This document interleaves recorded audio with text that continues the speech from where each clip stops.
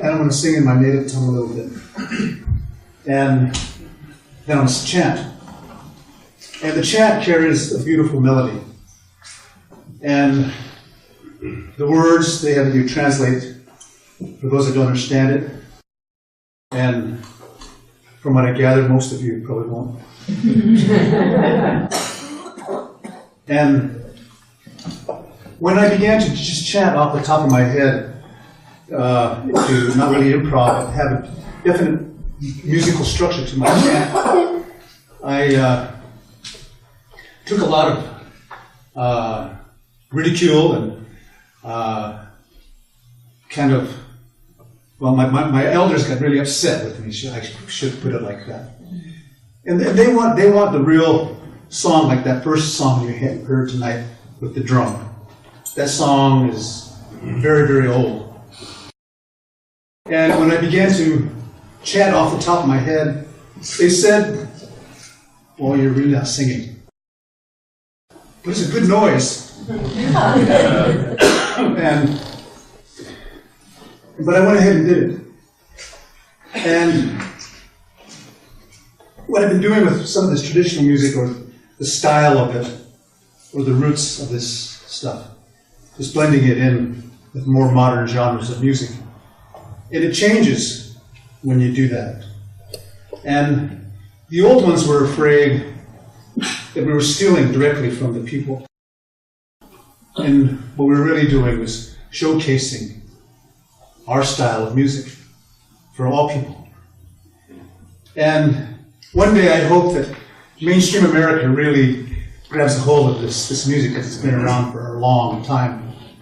And it truly is beautiful. It is elemental. And it is powerful. The name of this song is called Face the Music. And when I first came out here, I said, you make my heart feel good. So I started with Maheo, which is our word for creator. And I remember saying this and praying this, that I would always sing for creator with everything that I do, and to bring attention to our elders. And so I sing Maheo, Nipigo Murta, Maheo, Nemehos. And Nemehos means I love you. And that's it. And it is a beautiful chant. And on the CD it sounds way different than this is kind of like the unplugged version. And there's a lot of music behind it. But if you get the album Face the Music, which is a beautiful, beautiful CD,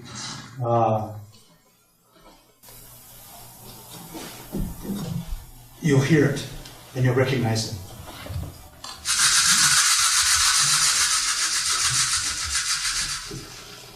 Maheo, Nipiramota, Nipiramota, Maheo, Maheo, Namehai,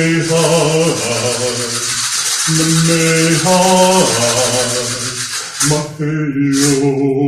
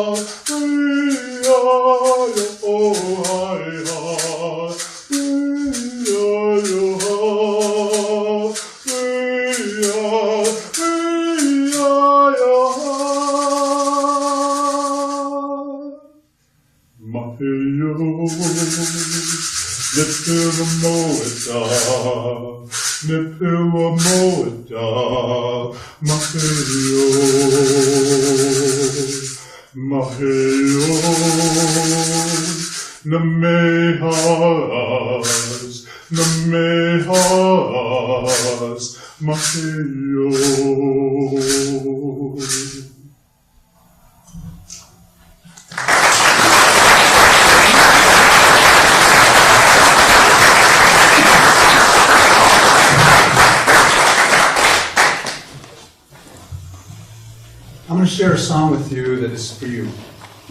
It is a gift from the Northern Cheyenne people. And this is what we call a bringing in song. And it is a song that a Cheyenne child hears in infancy when they first come into this life. And the mother sings this song to her child. And this song will follow you all through your life. Wherever you go, you'll remember it. You're going to remember just how well loved you are loved. And whenever I hear this song, I know that I'm a well-loved person. I think of my mother, Elva, stands in timber. And I think of my grandmothers, my aunties, and even my uncles. And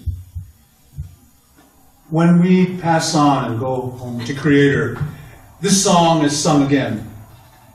But it's not a song for the one that has gone home. But it is for all the people that are there, gathered. It is for them. It is for the living. And this is a beautiful song.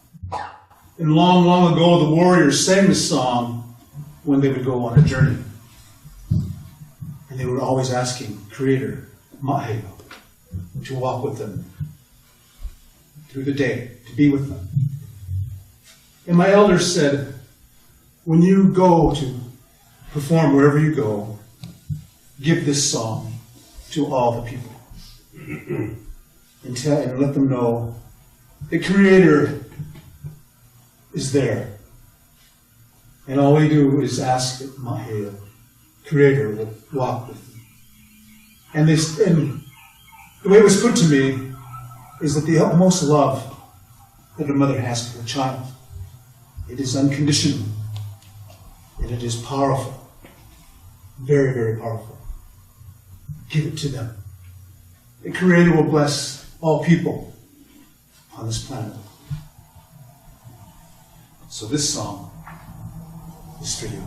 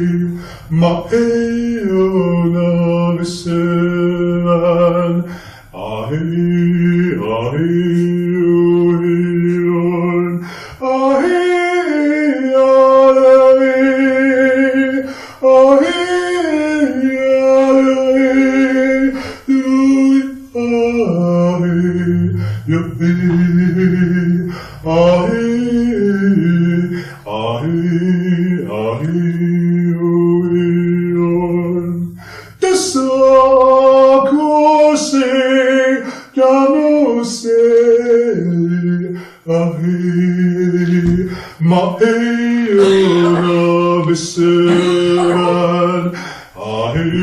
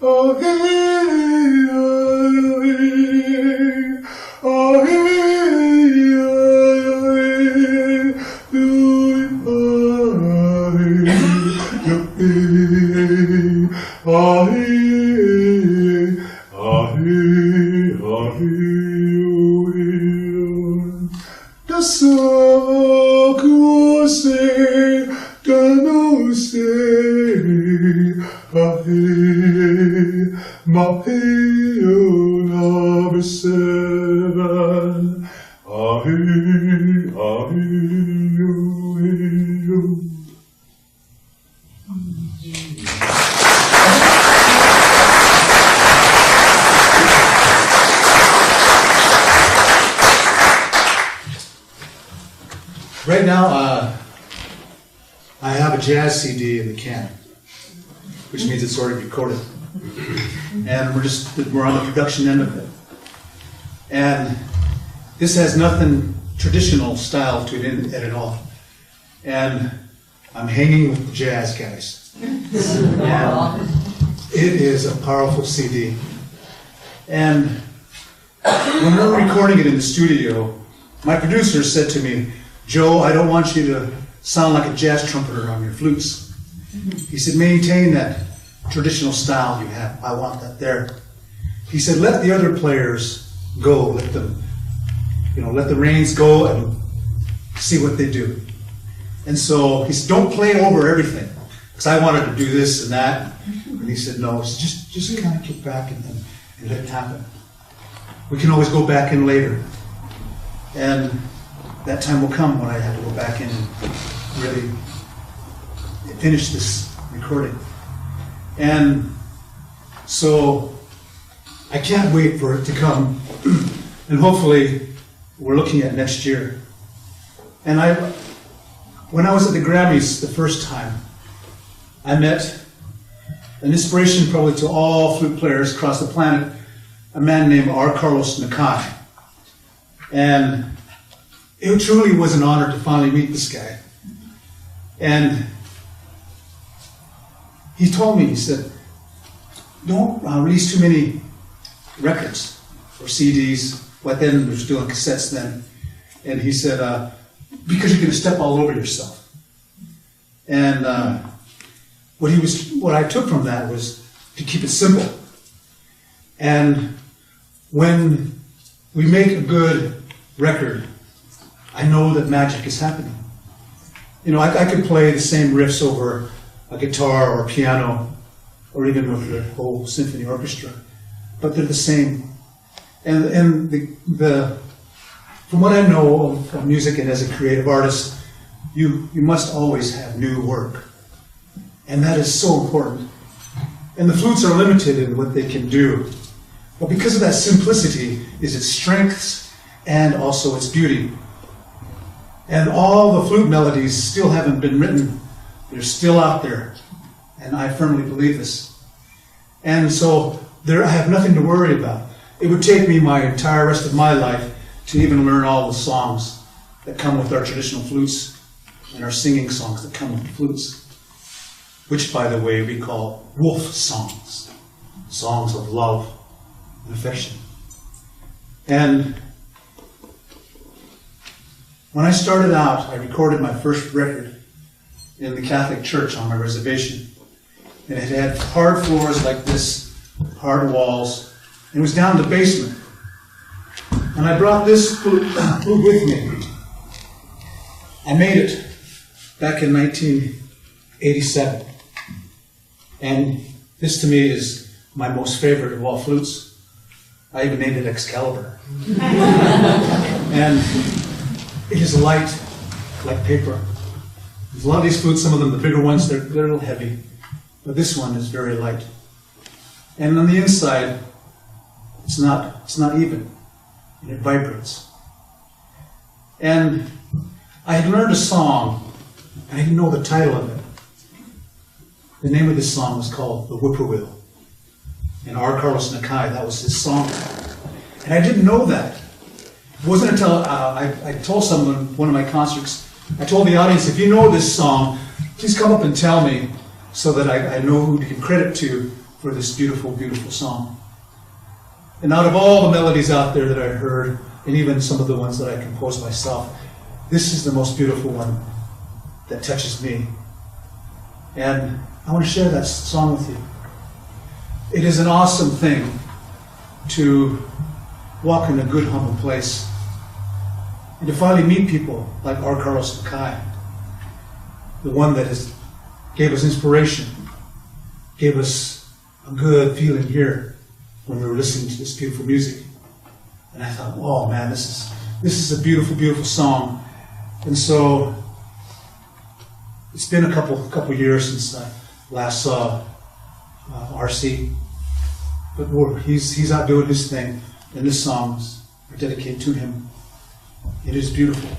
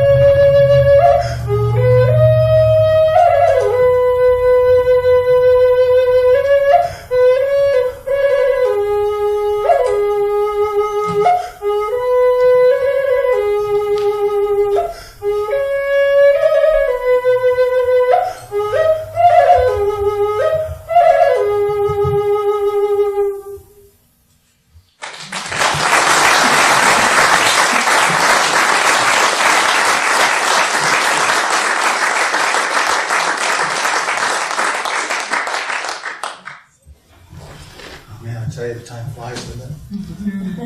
Yeah. Several years ago, I'd say about maybe 10 years ago, my mother, she said to both my wife and I, she said, enjoy your life. Live in the moment. You are in the prime of your life. Enjoy it each and every day because it passes by so quickly. And she is right. We as human beings have only, each one of us has only a given number of days, hours, and minutes to be here in this life. And then we will all go home. And we need to live and have a good, strong faith so that it pushes the fear away. Most people, they have that concept in their theology, to be strong. And it is a beautiful thing, even when terrible things happen. And the stories in these songs are for a given purpose. And to try to do them right is very important and sometimes hard.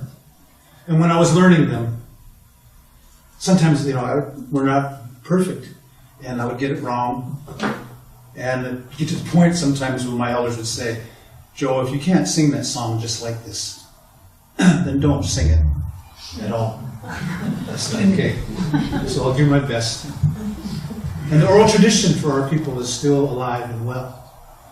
And so I would listen to my mother, and then I didn't realize just how important this woman was and still is. Her father, my grandfather, John Stanton-Timber, was our historian for our people. And he was a very wise man. And he said this to us when we were just little boys like these two guys. He said, the white man is already here. The black man is already here. Take the very best that they have to offer, and you will do well in this life. He said, get an education, my grandsons. He says, learn that thing they call arithmetic. Learn their numbers. He said, learn the alphabet, my grandsons. Learn to speak and write his language. Get an education, my grandsons, and you will do well in this life. And he was right. And when the songs came later in my life, the traditional songs, I found out that I may be college educated, but I still have so much to learn, especially about my own people. And so I learned the wolf songs, the songs of love. I followed my heart here to Connecticut. I fell in love with this most beautiful woman named Joanne Cartelli. More. She's back there. And my heart just swells like this when I know that there's a beautiful woman standing next to me. I asked Creator to lead me in a good way, and I would have no questions. Whatever you wish me to do, my Creator, I will do that. That was my question when I sought my vision. What do you want me to do? It brought me here to Winstead, Connecticut, to this beautiful family, the Italian tribe. And I'm honored to be a part of these people. The other day I can make a good, mean spaghetti. That's just the spaghetti. I don't go near the sauce. I've got a lot to learn. This wolf song says this: I walk with you, and that is enough. I kiss you, and it is good. I walk with you, and that is enough. I am with you, and it is good. I dedicate this song to the love of my life, the most precious human being in my life.